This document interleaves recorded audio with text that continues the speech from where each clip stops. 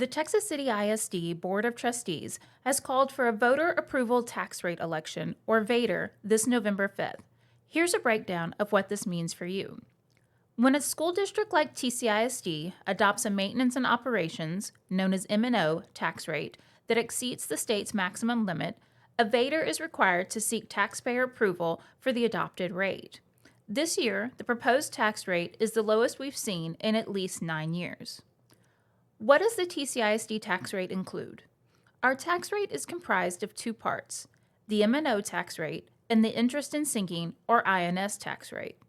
Revenues generated from the M&O tax rate fund the daily operations of the district, covering payroll, instructional materials and supplies, technology, safety and security, transportation, utilities, and other general expenses.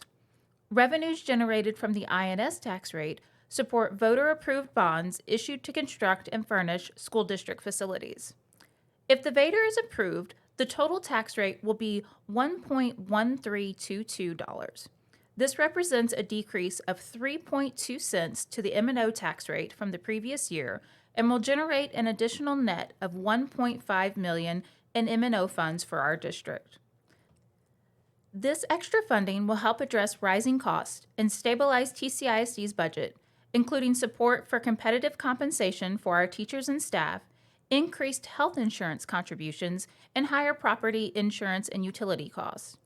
If voters do not approve the VATRE, the total tax rate will be $1.1005, which represents a decrease of 6.3 cents to the M&O tax rate from last year and won't provide any additional M&O funds. The district adopted a deficit budget for the upcoming 2024-25 fiscal year, and if the VATRE is not approved, there won't be any additional M&O funds to offset the deficit budget. For the average homeowner, the difference between the VATRE being approved or not approved is an increase of about $24.44 annually in school taxes on a home valued at $255,000. This is equivalent to about $2 per month compared to a $53.66 increase without it. TCISD voters will decide whether the tax rate decreases by 3.2 cents or 6.3 cents. Early voting begins October 21st, and Election Day is November 5th. Your vote is essential, so please make sure you cast your ballot during this election.